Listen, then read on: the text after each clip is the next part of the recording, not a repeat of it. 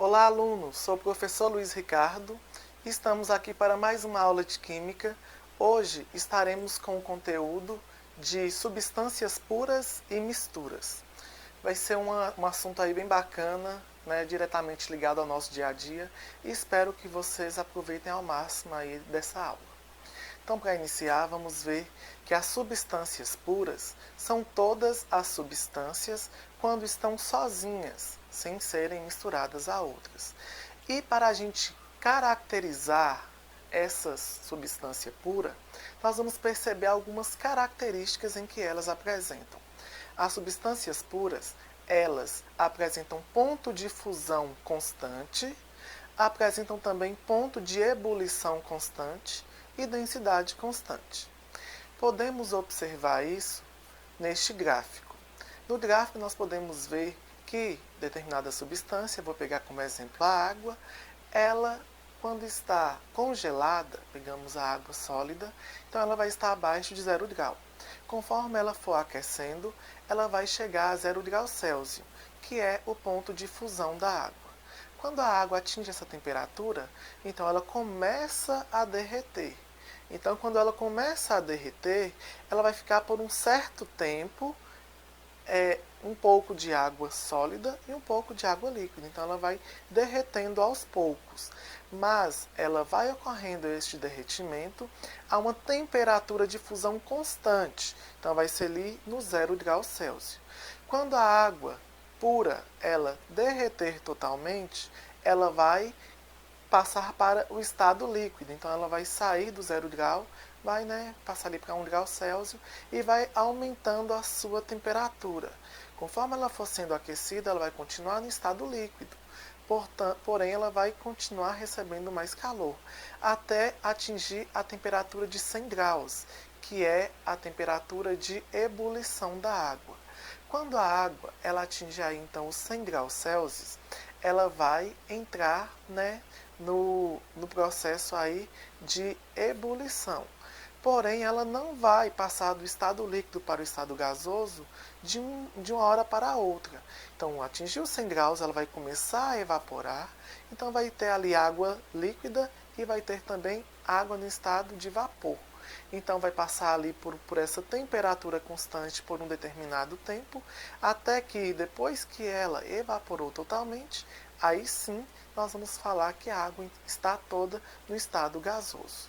Então, nós podemos perceber neste processo que a temperatura de fusão e a temperatura de ebulição foram constantes, em que ficou por um determinado tempo até mudar de estado físico. Entendido? Então, o gráfico aí ele deu para representar bem este processo. Ele serve mesmo como forma visual para nós observarmos como que acontece aí essa temperatura constante, tanto de fusão como de ebulição. Sempre que as duas temperaturas forem constantes, nós vamos ter aí uma substância pura sendo exemplificada. Além de perceber aí essas duas características da temperatura de fusão e ebulição, nós podemos definir, dividir aí essas substâncias puras em dois tipos. Nós temos as substâncias simples e temos as substâncias compostas. As substâncias simples são aquelas em que são formadas por um único tipo de elemento químico. Por exemplo, o gás oxigênio. O gás oxigênio ele tem fórmula química, fórmula molecular O2. Significa que tem 2 átomos do oxigênio. Porém, o elemento que aqui aparece é apenas um, que é o oxigênio. Então, o gás oxigênio é uma substância pura, simples, porque contém apenas átomos de oxigênio. O mesmo acontece com o ozônio, que é aquela camada de ozônio que protege a Terra dos raios ultravioletas. O ozônio é o gás O3, que tem 3 átomos de oxigênio. Porém, o único elemento que aparece é o oxigênio, continua sendo uma substância simples. Então, tivemos aí as duas substâncias que contêm apenas oxigênio, tanto o gás oxigênio como o gás ozônio. Tem apenas oxigênio, é substância pura.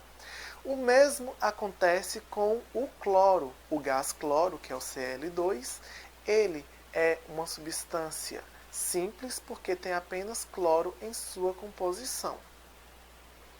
Já temos também as substâncias compostas. São aquelas que têm em sua molécula mais de um tipo de elemento químico. Como exemplo bem simples do nosso dia a dia, nós temos a água. A água tem fórmula química molecular H2O. Então nós temos ali 2 átomos de hidrogênio e um átomo de oxigênio. Então, ao todo, nós temos 2 tipos diferentes de elementos químicos, hidrogênio e oxigênio, para formar a água. Então, como nós temos mais de um tipo de elemento químico, então a água é uma substância composta. O mesmo acontece com o ácido sulfúrico, H2SO4. Este ácido ele também é conhecido como solução de bateria. E nós podemos ver que em sua composição nós temos hidrogênio, enxofre e oxigênio. Então se tratam de 3 elementos químicos diferentes. Por ser 3 elementos químicos diferentes, então nós temos aí uma substância composta por 3 elementos químicos diferentes. E aí nós podemos estar ainda falando que a substância, sempre que ela está sozinha, sendo ela uma substância simples ou composta, mas uma substância sozinha, nós chamamos ela de substância pura. Mas, a partir do momento que nós colocarmos juntas 2 substâncias puras, nós vamos ter ali a junção de substâncias. E essa junção, ela é chamada de mistura. É uma mistura de 2 ou mais substâncias. Essas substâncias, então, elas podem, quando elas são misturadas, elas podem estar formando aí uma mistura homogênea ou uma mistura heterogênea. Homo vem de igual, hétero vem de diferente. Portanto, uma mistura homogênea é quando você mistura 2 substâncias ou mais e você continua vendo uma coisa só, uma única fase. E já uma mistura heterogênea é quando você mistura 2 substâncias ou mais e você consegue perceber ali 2 ou mais fases. Então nós podemos chamar aí de fase tudo aquilo que a gente consegue ver.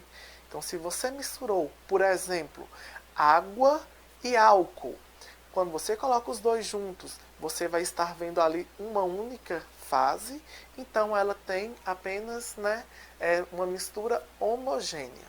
Já se você mistura água e gasolina, você vai ver que eles não se misturam. Então nós vamos perceber ali 2 fases. Então essas 2 fases elas vão estar exemplificando uma mistura heterogênea. Por que heterogênea? Ocorreu mistura? Sim, porque na gasolina tem o álcool que mistura com a água, porém a gasolina não mistura com a água. Então nós temos ali uma mistura, porém foram 2 fases que vai estar sendo uma mistura heterogênea. O mesmo acontece se a gente misturar água, açúcar e óleo. Água, açúcar e óleo, nós vamos ter o açúcar dissolvendo na água, porém o óleo não mistura com a água. Então é uma mistura heterogênea. Diferente de quando você mistura apenas a água e o açúcar, em que o açúcar mistura na água, apresenta uma única fase, e aí sim nós vamos ter uma mistura homogênea. Nós podemos ainda estar aqui exemplificando o gráfico das misturas. No gráfico das misturas, nós vamos pegar como exemplo aí água mais um soluto não volátil. Podemos pegar um sal de cozinha. Então a água com sal de cozinha, eles vão estar formando uma mistura. Nesta mistura, vamos pegar aí essa mistura no estado sólido, tipo congelada. Então água mais sal congelada é uma mistura. Ela vai estar congelada ou vai estar abaixo de 0 grau. Conforme ela vai aumentando a temperatura, ela vai chegar a 0 graus Celsius, vai começar a derreter em 0 grau.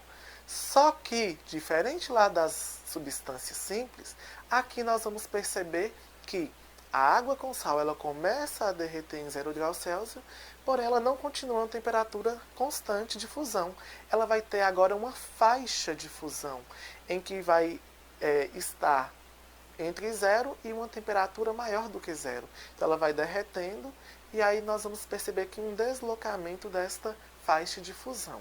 Até que ela derreta totalmente, atinge a temperatura aí, né, o estado líquido, e aí ela vai derreter até chegar a 100 graus Celsius. Quando essa mistura chega em 100 graus Celsius, ela vai começar, né, a evaporar, a virar gás.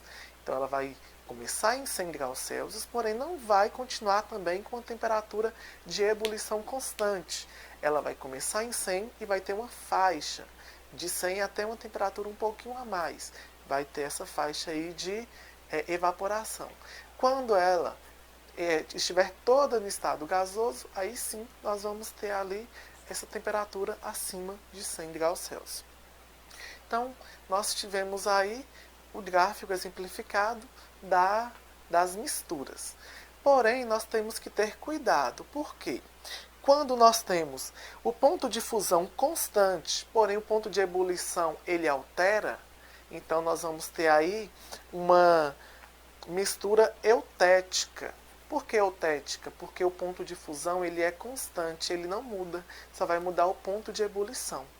E nós também podemos ter um exemplo diferente, que é quando o ponto de ebulição é constante e o ponto de fusão altera. Neste caso, nós temos aí uma mistura azeotrópica, em que apenas um dos pontos vão estar mudando. Nós temos que ter este cuidado porque, se você olhou lá, ponto de fusão mudou, você já pode pensar que é uma substância simples.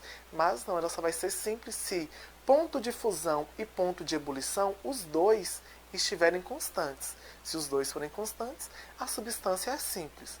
Porém, se o ponto de fusão ou o ponto de ebulição, um dos dois, não forem constantes, não se trata de substância simples. Se trata de mistura.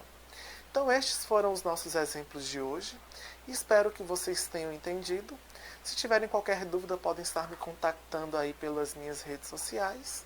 E aí, nós teremos ainda também uma atividade. Essa atividade que eu estou deixando aí para vocês, podem pausar a tela, né, para copiar, resolvê-la. E também vou estar disponibilizando por meio aí de uma atividade em PDF. Espero que resolvam, tenham uma boa aprendizagem e podem estar, né, entrando em contato comigo caso precisar. Tenham aí então uma boa aula e boas aprendizagens dos estudos. Valeu!